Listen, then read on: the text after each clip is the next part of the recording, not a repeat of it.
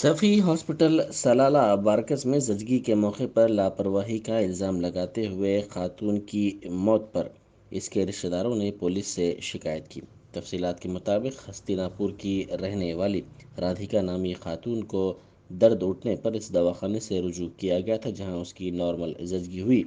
ताहम इसकी हालत ख़राब होने पर इसको खुद डॉक्टर रूबीना ने ज़चगी खाना मुंतकिल किया, ताहम इसको वहां मुर्दा करार दिया गया।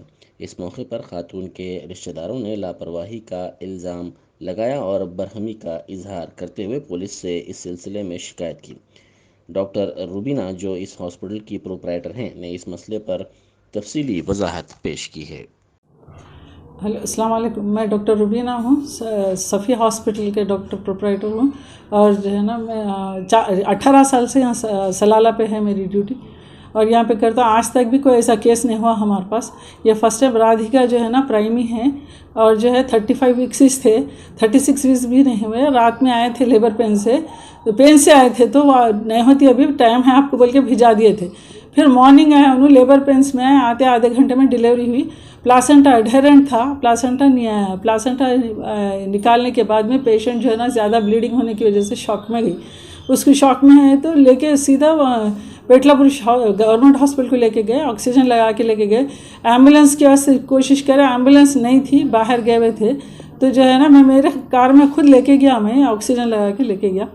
जाने के बाद जो है ना, वहाँ पे गए तो ब्रॉड डिक्लेयर डेड बोल के बोले, ब्रॉड डेड बोल के। और जो है ना, शॉक में गई। पेशेंट हाइपरटेंशन में था, देखने से पैलर था, और जो है पेशेंट का फॉलोअप भी सही नहीं था हमारे पास। इमरजेंसी में आई थी, और जो है ना डिलीवरी करी। अभी ना इतना ये कर रहे, पॉलिटिकल इशू बना रहे, पॉलिटिक्स को लेके आ रहे। ऐसा फर्स्ट टाइम कोई केस हुआ ऐसा नहीं है। इस शॉक में पेशेंट गए तो कई चीज़ें होते रहते, और जो है ना ये फर्स्ट टाइम हमारे हॉस्पिटल में, आज तक ऐसा सलाला में कभी भी नहीं हुआ।